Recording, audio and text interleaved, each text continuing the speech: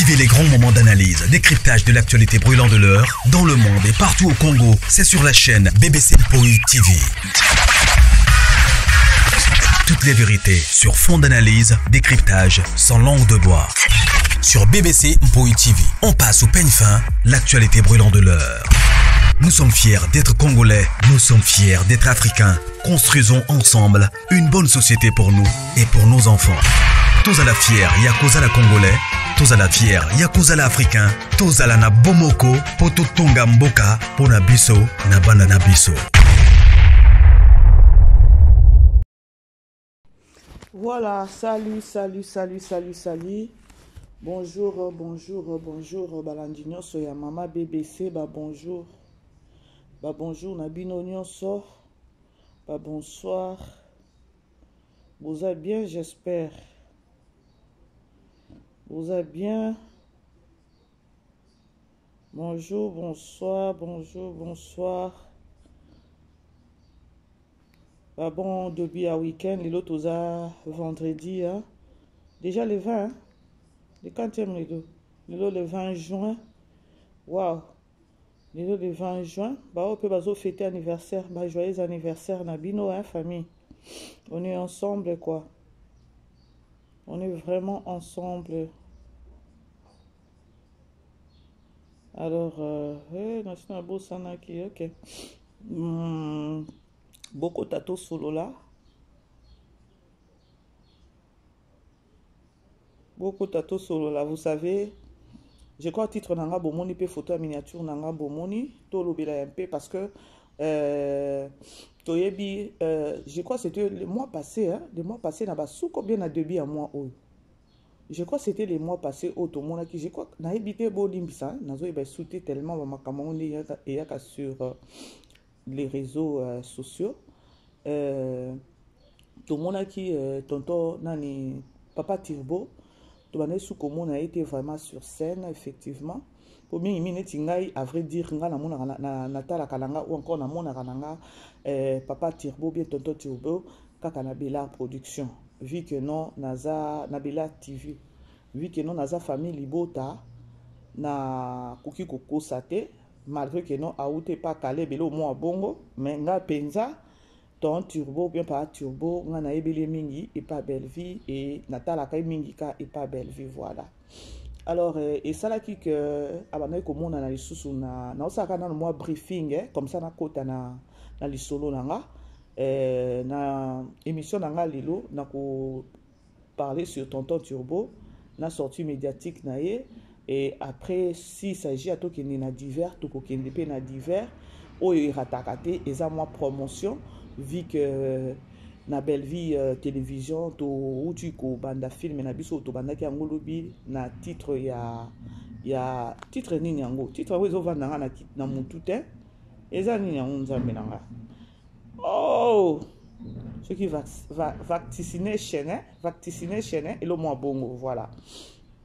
Alors, vu que notre banda qui premier épisode lobby, le deuxième épisode, je dois que ça la maquiller les ébélés et quoi interpeller famille Libota, quoi interpeller bande ko ya koloba que non, a filmer bandi to ebi déjà plan ya diable ndenge zalaka ya koloba que non lorsque filmer bandi et le quoi liboso ba memaka situation moko boy sur les réseaux sociaux pour na nini pour ba longola biso peut-être na présence ya ko ba ko tsabiso na distraction pardon ya total la filmete ba ko bimiselo ko moko ya kabaka tawa boum et quoi pour biso to kota na distraction total la filmete et surtout oui déjà que non babanga ka loboko ya belle vie babanga ka belle vie basala basala déjà plan ya koloba que non ceux qui filment koti to koti sabatu na ye na distraction pour bata la filmete mais famille Libota nga nazoloba na ngai naza wana pona ko interpeller bino naza wana pona ko lamusa bino déjà premier épisode ekota ki lobi soki otali premier épisode otali déjà indice wana ya lobi wana okomona ki introduction ya lobi okomona ki non film oyo eza film moko tokotala ngo na bato ebele na ba voisin déjà de totala kana bango tokotala penza film oyo omona la premier épisode ne totala ki boye ba omoni déjà papa elomba za na kati boye bakoluka matière moko boye baya kokweyisa awa ya belle vie po babimisa biso na présence wana ya bakotisa biso na distraction.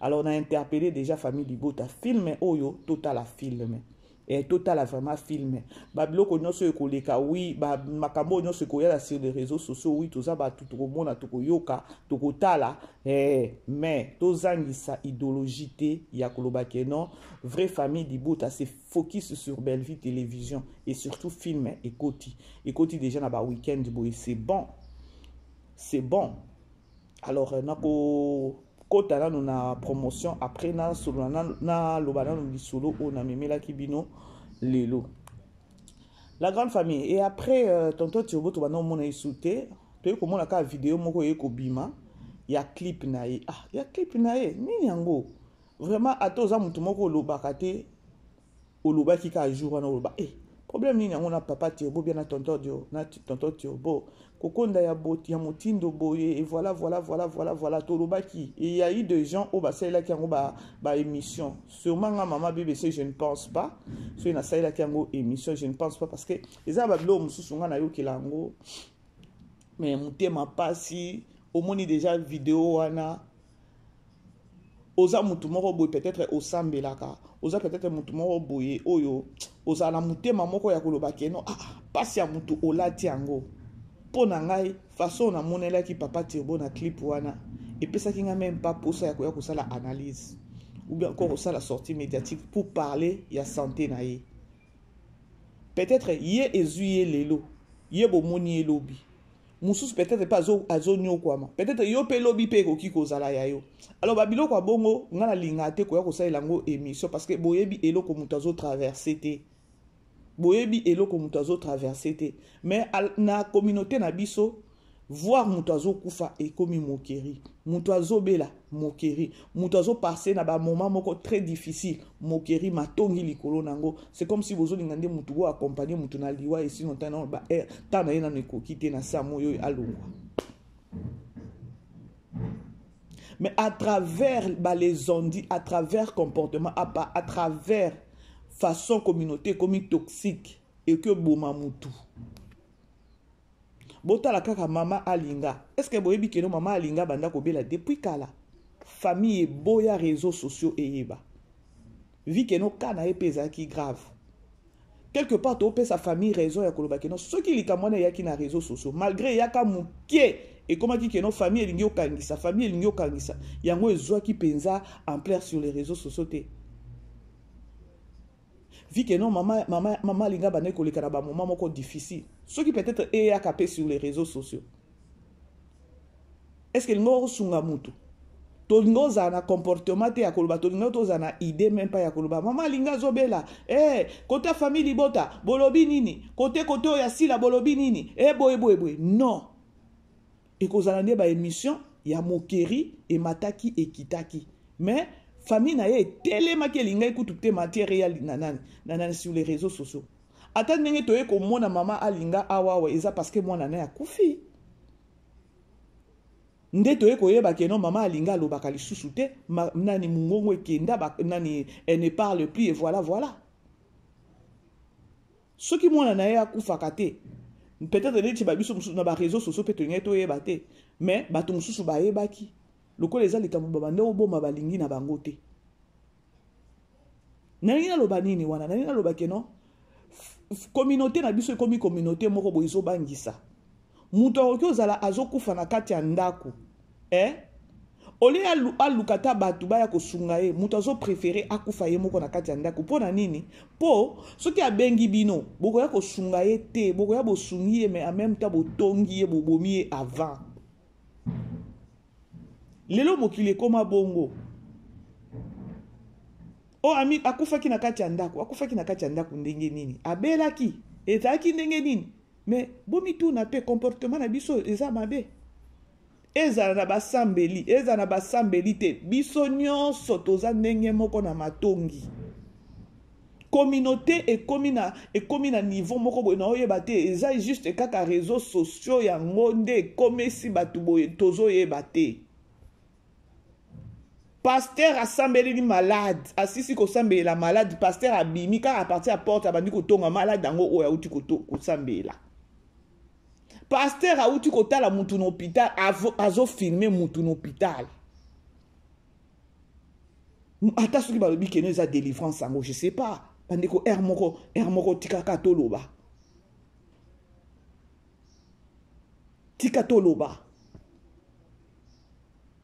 Siko nga na zoloba, eza nzambe nini yango tozo sambela mutu na moi. Eza nzambe nini tozo sambela. Un pasteur azo kokanga secrété peut-être ya mondimina e. Bandeko ça fait mal.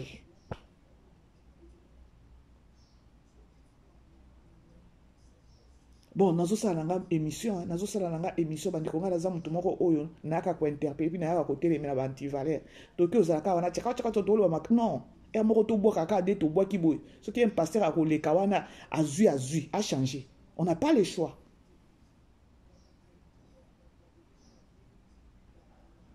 Mutu azo kufa, ozo sambela mais ozo filmer mutu. Ozo sambela mutu na eta moko boye o eza ya bien te, bozo filmer pour bokene na vidéo wana wapi. Est-ce que bozo compatir avec la personne? Mutu aza malade mais bozo zo courage à ko filmer. Mais non, la grande famille, pas jusque à ce point. On a na communauté nyonso sans exception. Tozo mona makambu na sa moyoyo. Pas Tirbo abeli. Tant vidéo na ebimi wana et komi ba émission. Ti belle vie afingama na likambo oyo. Butika na chana na photo ya mama na ngai. Ya star na nga sirsi. Ye penza tina li fobo toza wana. Vidéo wana et salisa ba voisin ba émission et salisa ba tebele ba émission. Est-ce que bandeko na sa moi o ne to la katula mukaka. Nani yango alinga keno abela. Bandeko bomoni nzoto oyo eze loko te.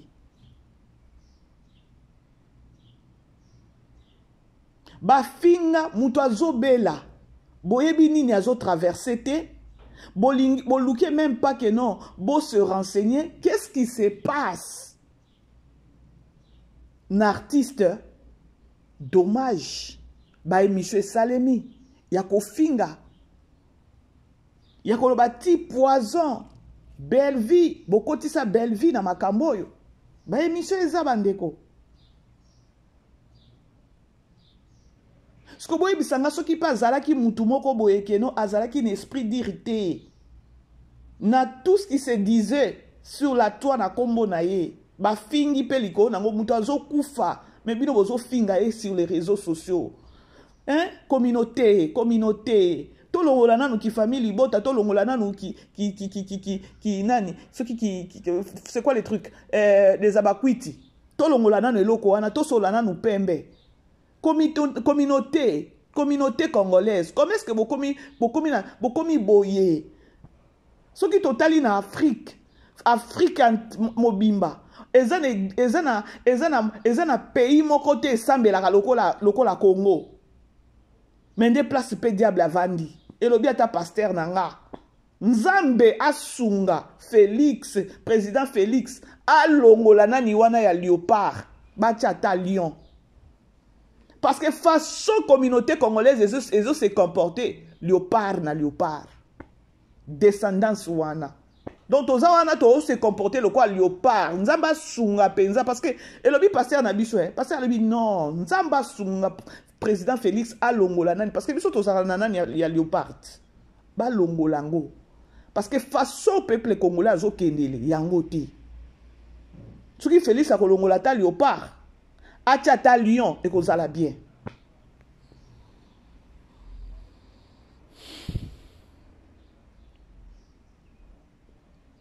Tolanda nanu après na ozongi la bino. Tolanda la grande famille. Bo aimer bo partager. Bo supporter nga bandeko. Bo supporter nga. Nga na loba nanga sur les réseaux sociaux. Naya nanga ko finga mutute. Sur les réseaux sociaux. Naya ko détruire via mutute. Sur les réseaux sociaux. Naya peut-être ko pesa ta implice. Ya mukie onga na yebi. Ya ko belela. Ko interpeller communauté na biso. Communauté na biso to komi toxique moko pas comme possible. Où allons-nous? Mutu azokufa mais bozo parvenir ko pelisa life. Mais boza na batu boza na mitema te. Nani asala ki ata recherche avant obima oya kolobela tonton Turbo ou bien papa Turbo. Nani asala ki ata recherche ya kokende koyeba. Mais biso soubasima toyeba ki eloba ke non tonton Turbo papa Turbo ninga azana azobela. Sûrement il avait un problème de cœur. Mais bobimi boye ko banda koloba makambu ya ke non oh nani c'est quoi les trucs nani poison belle vie olingaka ko jouer pas belle vie omoni belle vie linga bomayo total botala makambu botala niveau mais na soubasima nga na yoka ki ke non ezali kamuso ki il avait un problème de cœur na ngamoko na zongi sina on atali soki botali ba film na nani théâtre ba film oya tournaka bo mona ke non respiration na yo encore ko transpirant na transpiraka wana. Mais afinga maki. Je crois que mutu on a la solo là qui n'a été ba informé nga qu'ils ont un problème à cœur. Na lobi ceux qui ont un problème à cœur bandeko ba luke la taf ceux qui visa à en Afrique du Sud parce que l'Afrique du Sud prend côté cœur et ratakate. Et ratakate na mutu to partager qui na et puis ça qui nga posa te na ebité bandeko so boyoka ki ata bomona ki ata vidéo moko na ekolobi la ke non tonton Turbo boyoka ki vidéo wana kaka j'avais mal. Nabi mutazo kufa na ko pelisa live pour la loko so mbongo YouTube. Non. To landa vidéo la grande famille bo sunga nga bo aimer vidéo bo partager. Bo sunga chaîne à maman BBC mpo ibandeko. Bino nde boko pe sa force na chaîne oyo. To kenda ta na 30 000 cas ya ba abonné et ko sala bien. Hein?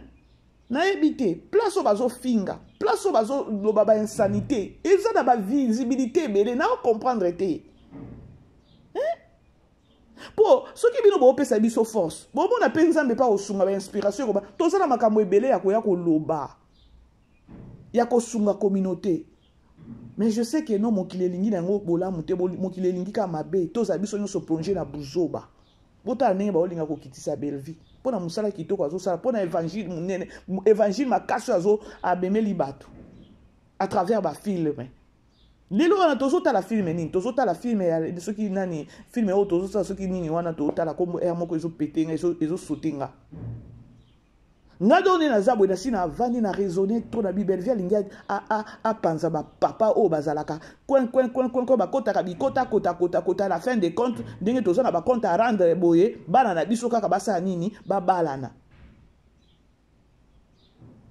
papa elombe tango apesi a ABC papa jia ba balana papa jia azana nyongwa papa ya papa elombe yango alingi ke ekende bongo.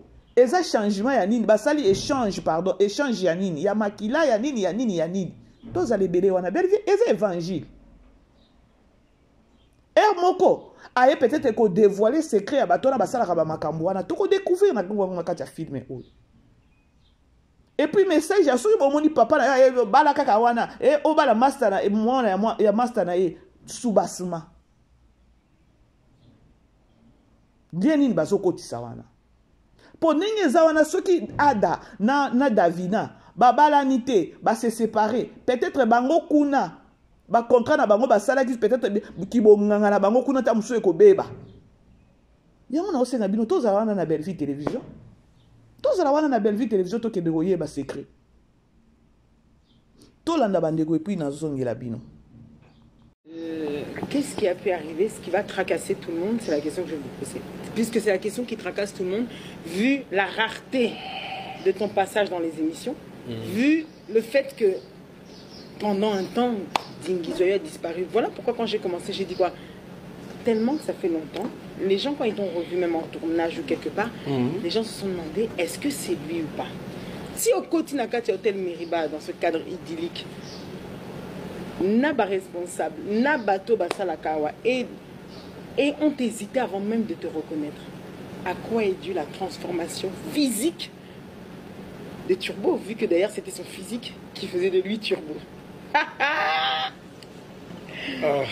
Bon, je serai très bref, mais honnête. Très court, mais honnête. J'ai traversé un moment, je dirais même le moment le plus difficile de ma vie. J'ai failli perdre ma vie. Vraiment, j'étais malade.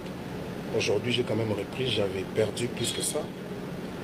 Et la seule chose que j'avais évité, c'est de faire du bruit. Dieu m'a fait grâce. Je me suis rétabli et je suis en train de récupérer lentement et sûrement.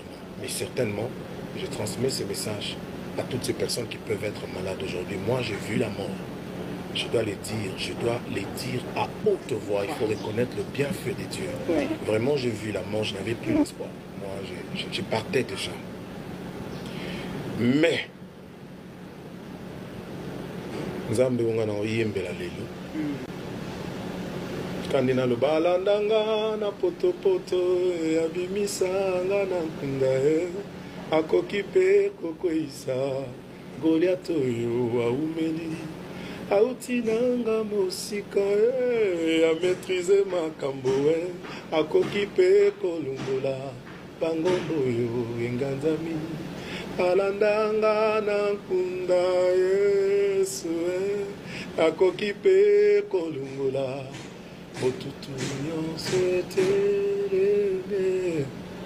il m'a pris dans ces jours de mort, il m'a redonné la vie.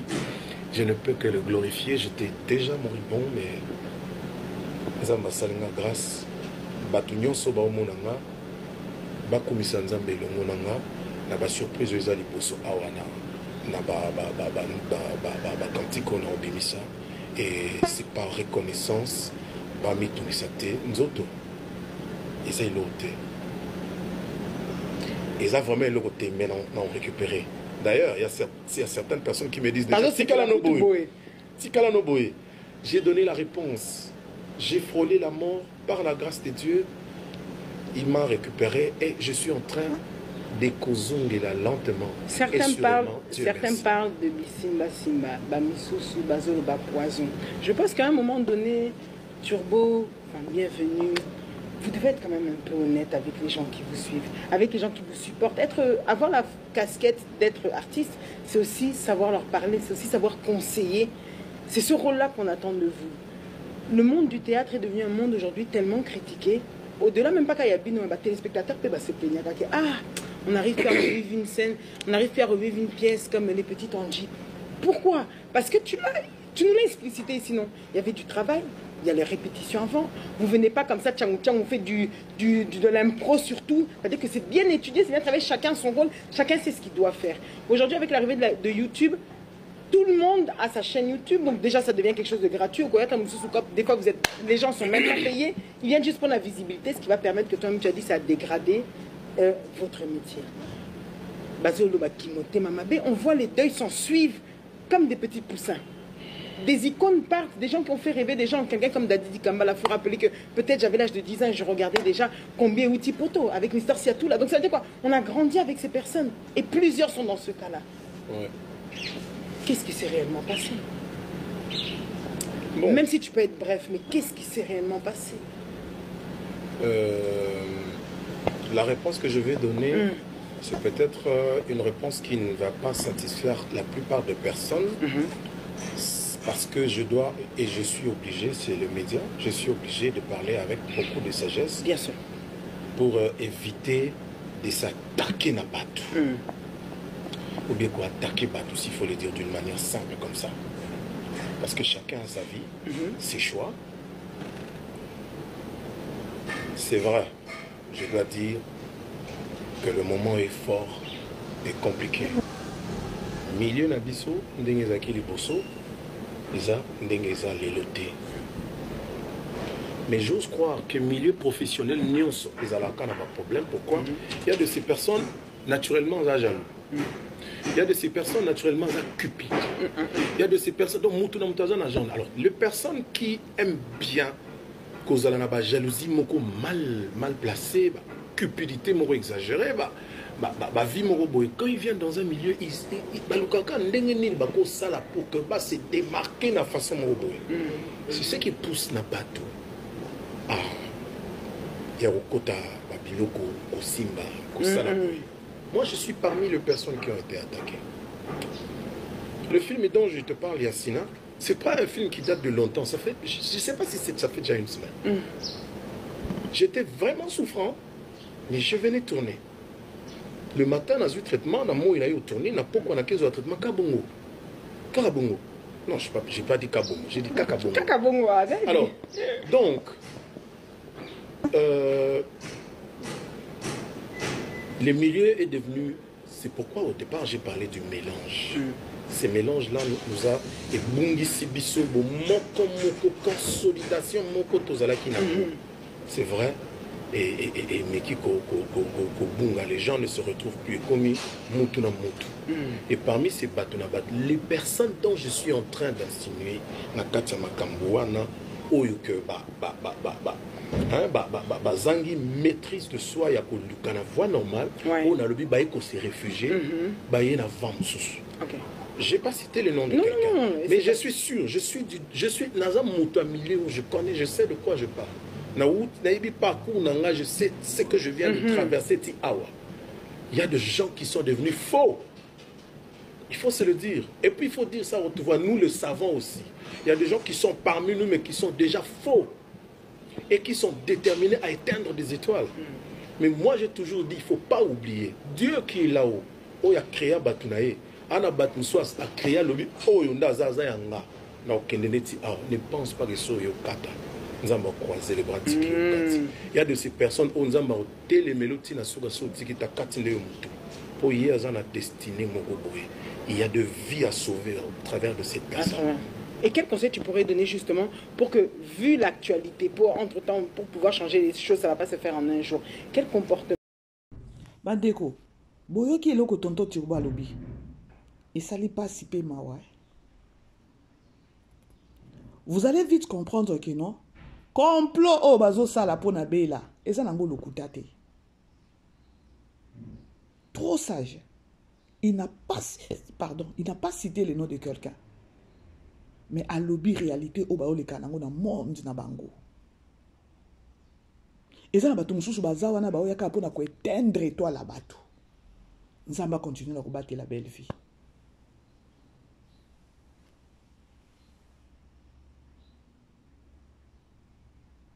Moutou maladie. Mais bozo préféré, y'a ko loba bilobé la.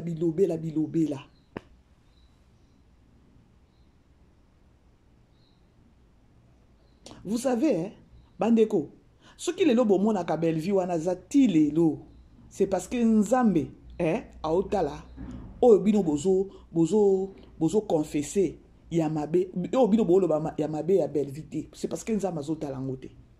Bino bo loba mabe na me Nzambe azomona mabe o bino bo loba te. Nzambe azomona mabe wana te.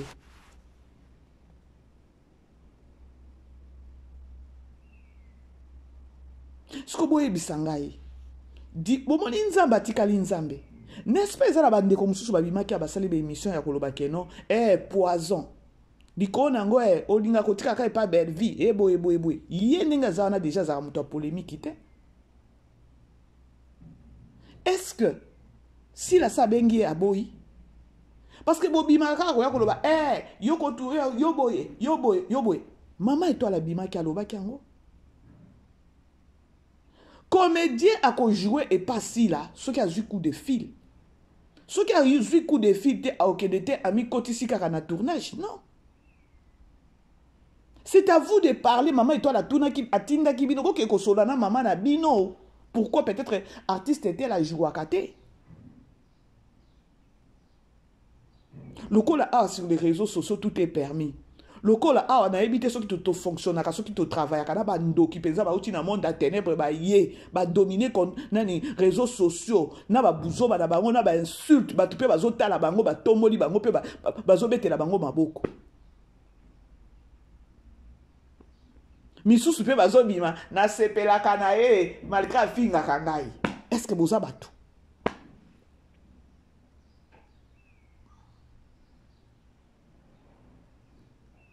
Basali ba émission. Ozui, poison, belle vie, hemataki kitaki. Menzambe, atali alobite, maloba wana ekoki ko zwa ampleur maloba wana ekoki ko régner te, parce que moi je suis Dieu. Et atali Turbo, atali ke no wana aza serviteur nanga. Non longole na sa moyo na humiliation te.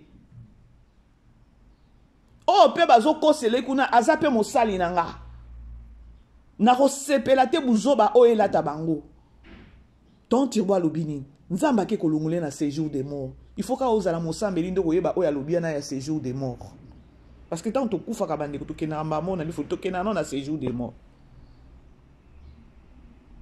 Bandeko, boyebi grâce o ezalaka nzamba kende kolongolo na séjour des morts. Boyebi grâce wana. Boyebi grâce wana ya ke non nzamba ye kolongolo penza na séjour des morts.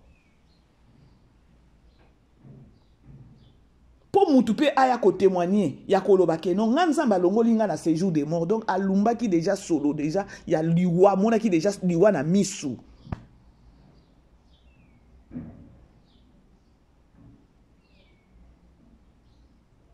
Il fallait nzambe alongola ewana alongola epenza aya ko tia ewana na kiti aya ko témoigner grandeur en nzambe et alongola pe image ya bato baba kanisa ke belle vie belle vie belle vie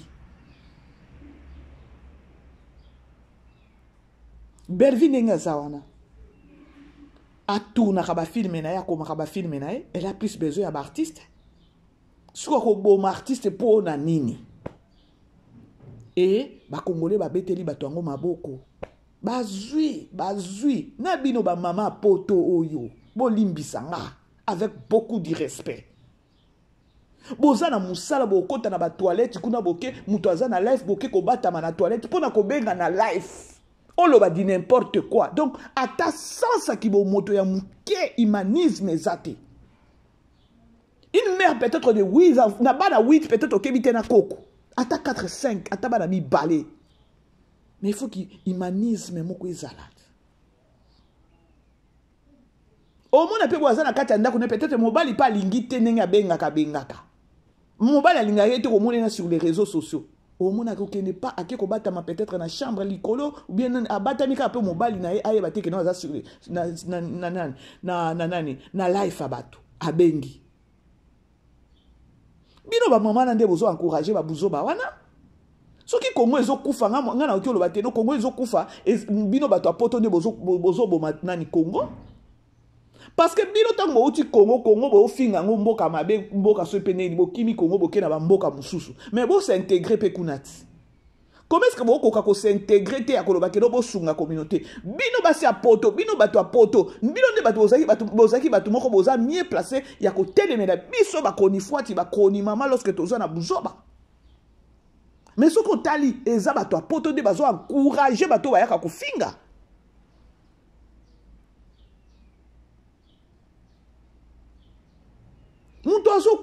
C'est comme si non il y a battu lorsque vous avez péda courage non audace ya quoi au banda koloba ozui ce jour à pas belle vie ozui batelier poison au continue na toilette à musala ou papa phone au bengi na life et puis ozo préciser ne naza na musala na batamine na toilette boy ba bona ngate boy ozo loba honte à vous. Bino ba mama na bo kota kana ba life et puis ngana tala kana bi ah Seigneur et ça manque à faire et ça nini au juste mon mona na ovanda ka bona bi bo mo na sa moyo toza bato et bato réel na bato ba uti na monde à ténèbres to sangani na sa moyo pona muto aza normal muto atambola na crainte nzambi akolinga ko appuyer mabete auto mona sur les réseaux sociaux. Po mutu asambelaka mutu atambola na crainte nzambe mutu aluka nzambe mutu loko a moi akoya ko appuyer insulte sur les réseaux sociaux.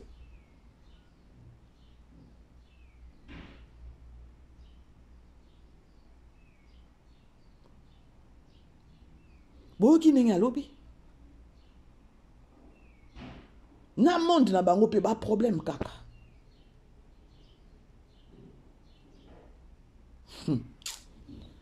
Ils ont passé la grande famille. Bon aimer, bon partager. Biso a na fille du sud Mali laissé bandi. Na mela nanga ta cap le coup na salle nanga gente vendredi. Na mela nanga ta cap yati et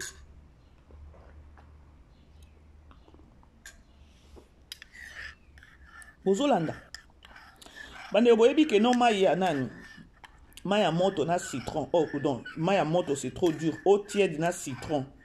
Chaque matin. Hey! Mandeko qui tisa libumu, hein? Maman BBC, naza bon libumu te que no ya koloba so libumu. Eh! Nasali une affaire à 2 mois, 3 mois.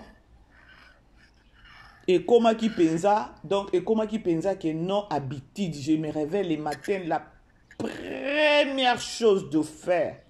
Et ça n'a eu maï nanga ya moitié de moi nani ya citron na melika. Non mon pensa di bum nanga comme ko kitako. Donc non monika souplicité moko bonne, hein, on se sentir pensa di bum, hein? Ya ça va. Maman a biso pe moko ya famille libota bengi nga maman bébé c'est quand na zokana ba maman nanga d'hiver, hein, toké na d'hiver. Maman bébé c'est tu prends beaucoup d'eau nga bies na mela mai nelo ka bosé nga maman bébé c'est tu osa musala ya koloba tu dois prendre beaucoup d'eau non mela. Au moins maman nanga mususu na otanga kombo na eteka ya famille libota. Maman bébé c'est please au moins na mai ozo mela wana tchaka concombre, tcha citron, tcha feuille de menthe, tcha tangawizi na nini susu. Eh bandeko na bandi solution wana. Oh, laisse tomber. Laisse tomber. Tindeli nga ba vidéo ya ba biloko ninga sala rapona omelaka. Oh non. Vraiment famille vidéo ta boza super. Merci hein. Merci na maman na ngai hein. Na otanga kombo na été. Donc na comment na zangi saka citron té concombre té tangawizi té non mela non mela donc et comment mai na nga na mela. Donc na za bo journée mobimo mona non mela mai na nga zanga citron té concombre té. Bomoni. Alors, bino pe bo landanga na pesi bino na astuce.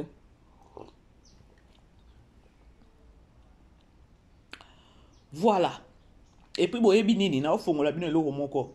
Bomoni lelo tokoma tension donc ba kotisa kuta bato ebele. Lelo tokoma omela ba kisi ya ba tension, peut-être ozo mela kisi ya ba diabète, peut-être ozo mela donc yo koma na vie na yo koma ka ba kisi chaque jour. Tchape eloko wana ya komelaka mingi mai na yo ezala na citron parce que plus pe ya kisi kovanda na kati ya nzoto et que na recréer ba maladie ebele ba sidi wana ya ba kisi ba comprimé to melaka et que na isu ko créer biso ba maladie mususu na kati wana oyoki ke no ba rein parce que ba médicament to melaka et créer sous problème ya ba rein. Alors il faut toujours qu'on en habitude à komela mai na citron parce que citron ezo kende ko évacuer ba sidi na nyonso citron. Je vous dis, hein, nous on ne fait qu'apprendre du jour au jour. On a été pour na ba bêtise, ba beto, to ya kaka ko ba bêtise. Effectivement, nga maman bébé c'est na ba nanga bêtise té. J'interpelle au muke na yebi na boaki. Biso bato to melaka, biso ki biso, bato ba melaka ba kisi ya ba tension parce que les lots tension bato ba comment melaka ba kisi ya ba tension trop ka moi mbuma wana. Luka pe ma ya citron tout le temps mais là kata jour moko ata par jour au mela ata 2 cap 2 fois mai na citron ba kisa na to mela acide wana yeke kovanda wapi siko il faut ko évacuer ngo nini le citron est là et va bien pour na ko mela ka mai na to ozo mela zo kele ko sukola ba vaisseau sanguin zo ke ko sukola biloko tukuna to saka wana te ko ba oyoki kuna te audio kuna belvi asali nini malembe communauté moko bandoki.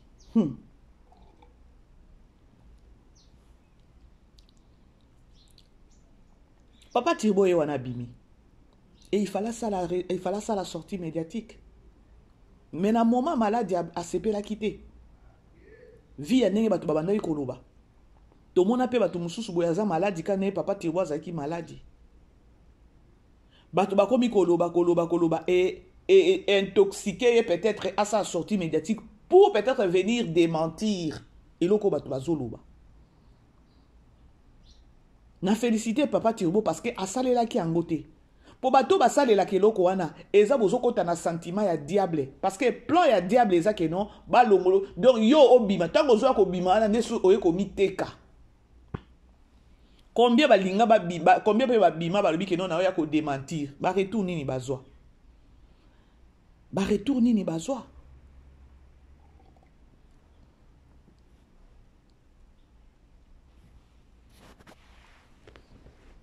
Siko boko bima boko ya koloba nini. Je sais que non bako ya bako ya kwakula ilobi mama Esther. Bako ya suko kwakula ka lokuta.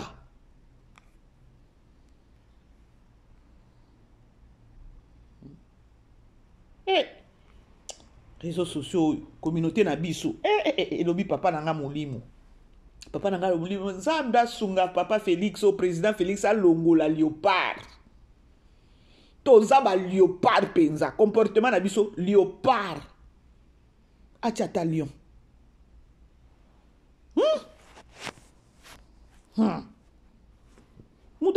Azolo bana commentaire. Nous les Congolais, nous sommes les troubles qui troublent celui qui nous trouble. Et puis, Congolais, aza exceptionnel na genre na ye. Donc, biso ba Congolais, toza exceptionnel, je vous dis. Honte à nous. Honte à nous. Lelo bozo bundisa belle vie. Boye bisana nunga. Nani azata depuis tota la théâtre tota la film. Bo tangela ngata komo mutu moko oyo azana mai ya belle vie. Ya ko si aujourd'hui belle vie azate oyo ko remplacer belle vie. Nani. Bo komelanga na ba commentaire. Toza la vrai. To banga nzambe bo komelanga na ba commentaire. Donc, bo koma wana, boye bakeno belle vie atanga, après kotanga, belle vie akomaka film, après casting, après tournage, après maquillage. Donc, aza na nyonso. Bo komelanga.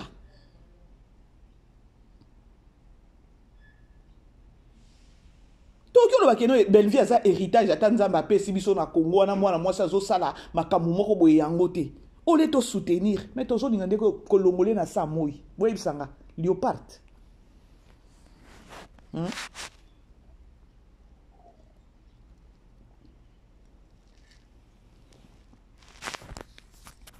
Bref, na komi nanga ko chité na tikel na 2 minutes, ba bon début à week-end na binonyon so bolimbisa so na lobaki mabe, bolimbisa ngai penza na lobi nanga kaka pardon, bolimbisa nga.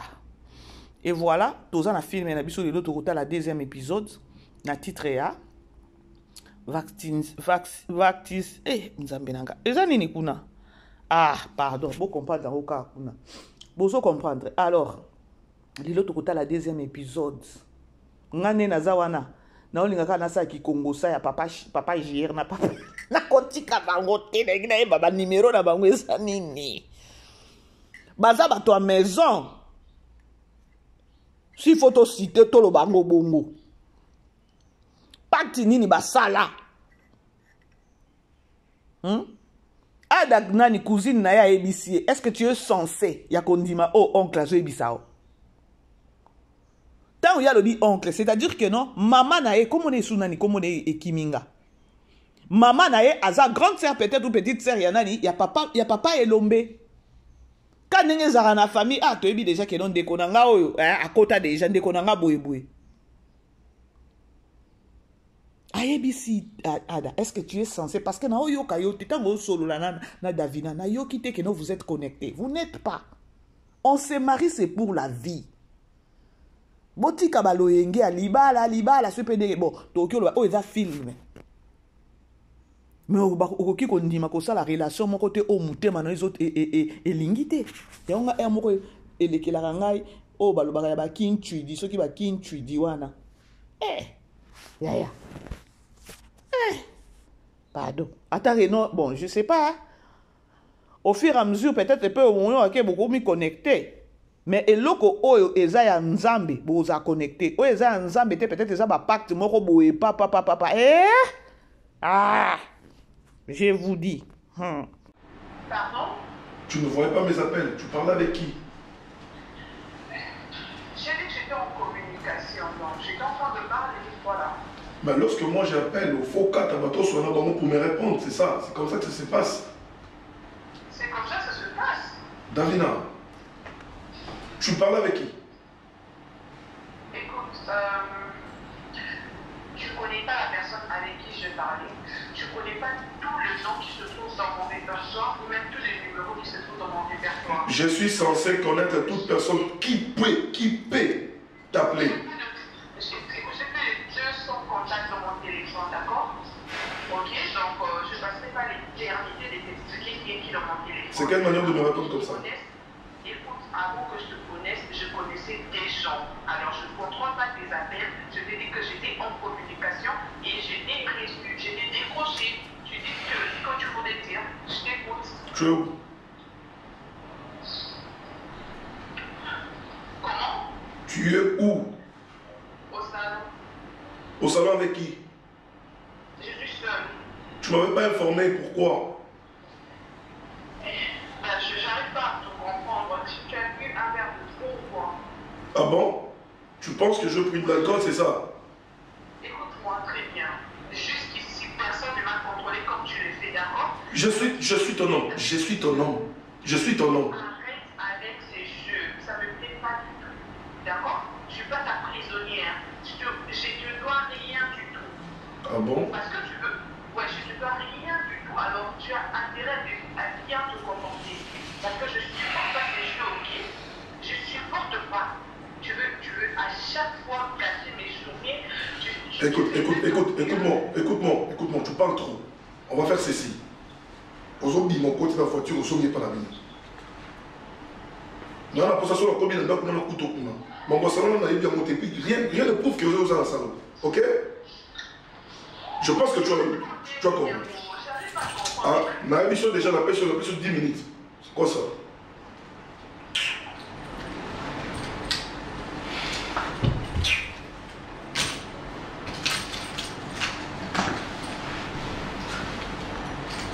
Je n'ai même pas besoin de demander ça va ou ça va pas parce que déjà avoir ta tête,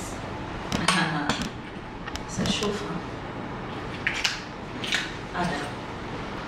Est-ce que tu es obligé de faire la volonté de mon oncle qui est ton père?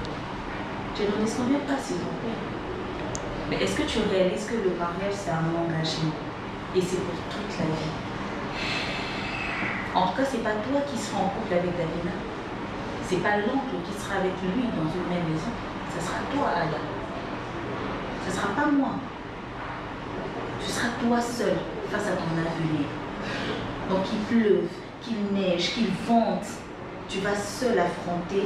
Parce que tu commences déjà, tu vois, ça commence à viendre, comme disent les Français. En fait, elle n'est pas là. Tu ne la sens pas. C'est une leçon de morale.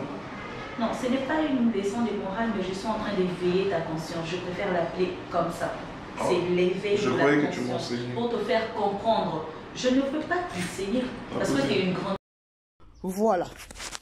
Ada peut-être à Rossal et la cara que non idéologie papa na à senga qui est. Est-ce qu'il est toujours obligé de yango anape? Parce que Ada peut façon à zo que nango na violence moko qui to côté. Papa il me fala solo la nae. Ce que vous comprendre ce que ndenge zawana comportement ya Ada et ko permettre à nani Davina alinga ete. Et Davina a lâché. Ce que tant que Davina a lâché et que ça a problème, il y a papa JR, na papa Elombe parce que papa Elombe, ce que vous allez dire nae, vous comprendre. Vous comprendre que non. Papa JR yo mwana na okiko boya te. Mwana no ifwandi makaka.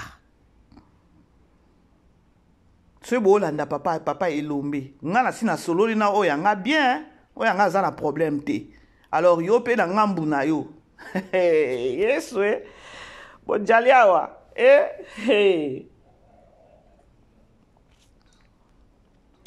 Bref, na komi na suka.